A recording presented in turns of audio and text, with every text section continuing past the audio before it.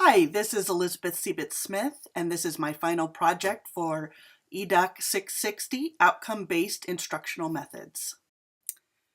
In Chapter 1 of Archer and Hughes, they state that explicit instruction, it is a structured, systematic, and effective methodology for teaching academic skills. And I think that this is not only a great definition for explicit instruction, but also for teaching and education in general. I have found this class to be very helpful, and I have learned quite a bit, but I have definitely taken what I have learned to my groups and my subbing, and I have really enjoyed learning how to put some of these strategies in practice, and also seeing what is not my forte and learning from that.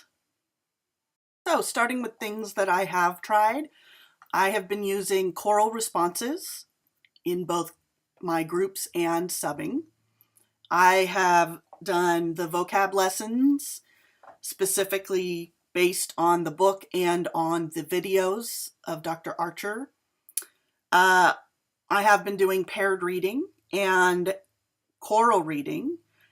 Some of those have been really successful and some of those have not.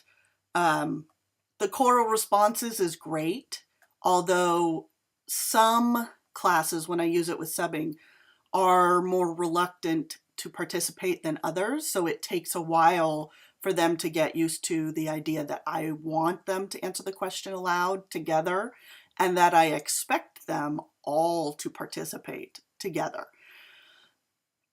So, but for my groups, that works out really well, the choral response. And because they are all seated right in front of me, it's hard for them to not respond. The vocab lessons, I think, are my greatest success so far. I have been using the vocab lessons in my groups, my reading and intervention groups, and really have seen growth in their recall and in their attentiveness and being on task, trying to explain why one definition is useful and another definition is not when they look in a dictionary or a glossary is frustrating, both for me and for them. So to be able to give them a student version of the definition of the word, something that connects directly to what they're reading or what they know or what they're doing, is really very helpful. And that has been a success. The paired reading has also been a success.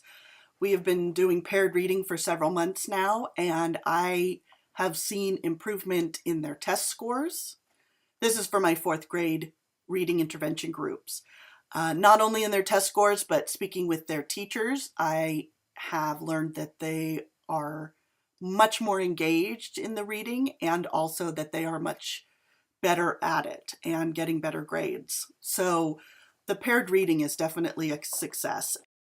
I think choral reading is great because it gives more students practice, it keeps them on task, and it shows them what fluency sounds like, that I am good at. I am good at being perky, not pokey.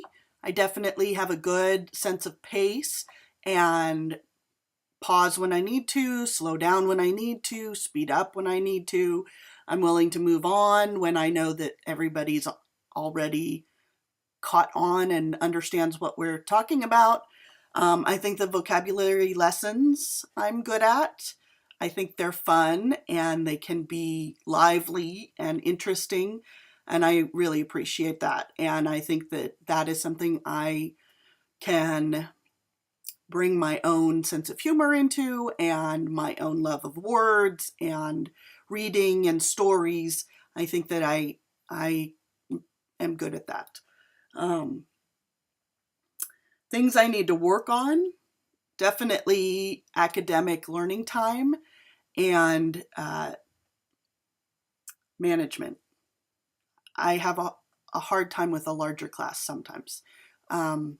Avoid the void because they will fill it is so true. And so for me to address that situation, I know that I need to plan, be more prepared, make sure I have all the materials, make sure that if I'm subbing that I've gone over all the materials, I know where everything is, I know exactly what I'm teaching, and I'm comfortable doing so. I think that is huge, and that will increase my ALT and also increase my management abilities. For my own class, I think that having routines will be really helpful. Definitely with a full class, management is an issue, and having clear expectations will be helpful in the future. Having lots of routines and being prepared. Something that I'm working on in terms of lesson planning is trying to be as clear and concise as possible, and also to write down every detail. Write down everything that I'm hoping to gain, everything I'm planning to do and say, all of the materials that I might need, getting to the class early so that I can make sure I have those materials and that the room is set up the way I want it to be, and that I am as prepared as possible. What I have learned. Practice, practice, practice. For me and for the students. I have to practice all of the strategies. I have to practice all of the things that I have been working on, things that I have learned. I have always said the one who is doing whatever it is the one who is learning. And that goes along with learning is not a spectator sport.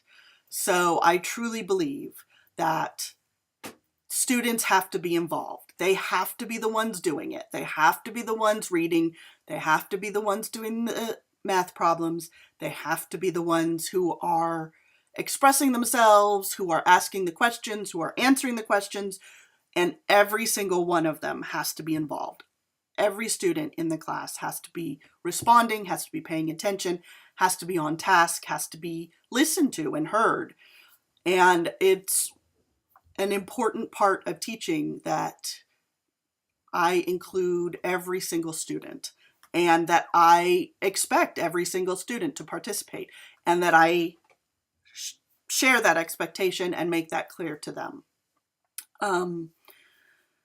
I've learned that I miss having a full class. It's been many, many years since I've had my own full class, and I do miss that. I miss having the time and ability to really focus on a single class and follow their learning and help them with their challenges and learn more myself, which is another thing I've learned, that there is so much more for me to learn.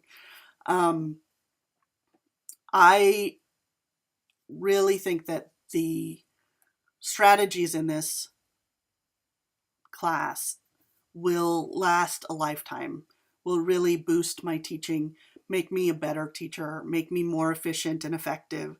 And working on this group of tools will make the difference for me. Some things that I really love. The reading strategies, I love the reading strategies. The close reading, the augmented reading, choral reading, echo reading, all of those strategies. I love learning about them and seeing how they fit into reading development. That has been very interesting. Obviously, I talk a lot about the vocabulary lessons because I really think that those are a game changer for me and for a lot of my students. Routines, always love routines. I think everything should be a routine, from coming in the door to how I love how Dr. Archer deals with having people come into the room, other adults be in the room. I think that as a routine is a great opportunity to really help kids understand their own needs and control their emotions and their feelings and their actions. And assume aside, everything needs to be taught and retaught. Don't assume students know what they are doing. Find out before moving on. Don't assume. Don't commit a suicide. I am sure there are hundreds of other things that I've learned in this class, and I look forward to taking all of this with me and moving forward in my career. I appreciate the other students and their discussions and the feedback that I've received. Thank you so much.